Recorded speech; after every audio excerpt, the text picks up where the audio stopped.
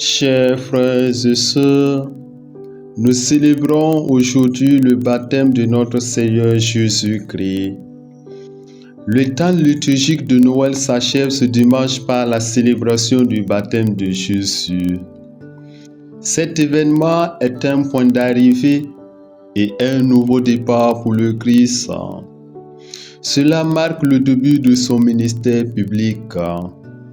Pourquoi le Christ a été baptisé? D'une part, le Christ a été baptisé en notre faveur pour sanctifier toutes les eaux. L'Esprit est alors descendu sous forme de colombe, car la colombe est toujours présente lorsqu'il y a une réconciliation avec Dieu, en annonçant ainsi la miséricorde et la douceur de Dieu envers le monde. Et d'autre part, le Christ a été baptisé pour montrer sa solidarité envers l'homme. Jésus se range parmi les pécheurs. Il se veut solidaire de l'homme dans sa faillite spirituelle, dans son repentir et dans sa demande de pardon, de réhabilitation. Il se veut étroitement uni à l'homme dans sa pauvreté et sa détresse, et c'est en y persévérant dans sa propre fidélité qu'il provoquera le renouvellement de l'humanité. En ce jour où nous méditons sur le baptême de Jésus, nous sommes amenés à considérer notre propre baptême chrétien. Comment nous vivons notre baptême? Le baptême que nous avons reçu est une participation au mystère pascal, passion, mort et résurrection de Jésus. Par la grâce du baptême, chacun communé à la mort du Christ, il est enseveli et il ressuscite avec lui. Par l'Esprit Saint, le baptême est un bain qui purifie, sanctifie et justifie l'homme. Le baptême de Jésus est une invitation à faire le bilan de notre vie baptismale. Combien de gens se rappellent-ils la date de leur baptême? La date du baptême est la date de notre naissance à l'Église, la date à laquelle l'Église nous a accouchés.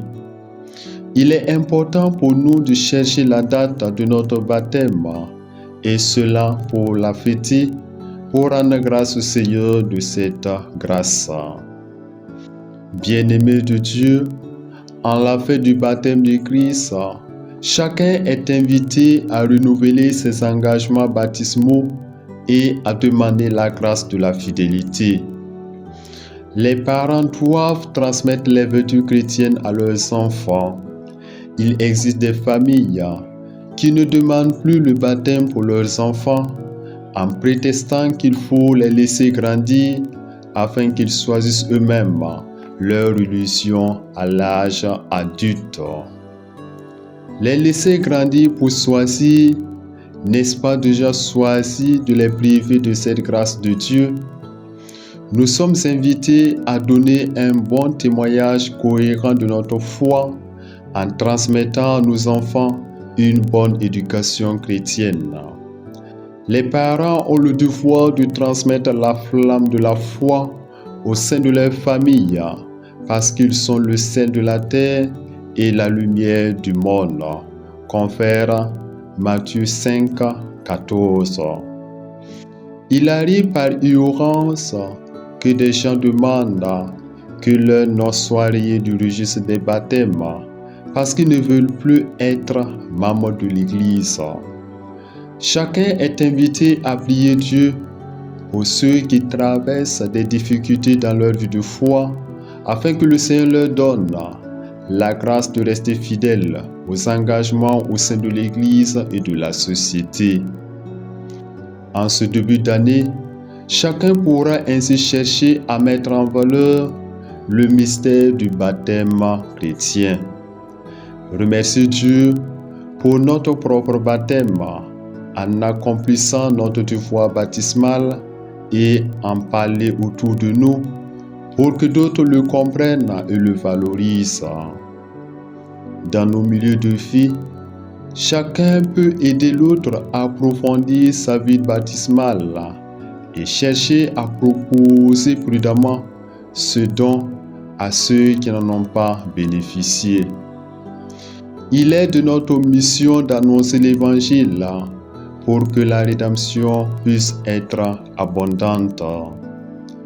Le Christ nous envoie en mission pour être ses témoins dans le monde.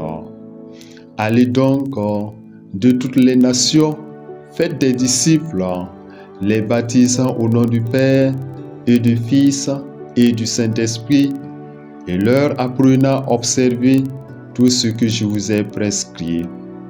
Matthieu 28, 19 à 20. Puisse par la présente méditation, Dieu nous donne la grâce de vivre sincèrement notre baptême et de le proposer au monde entier. Amen.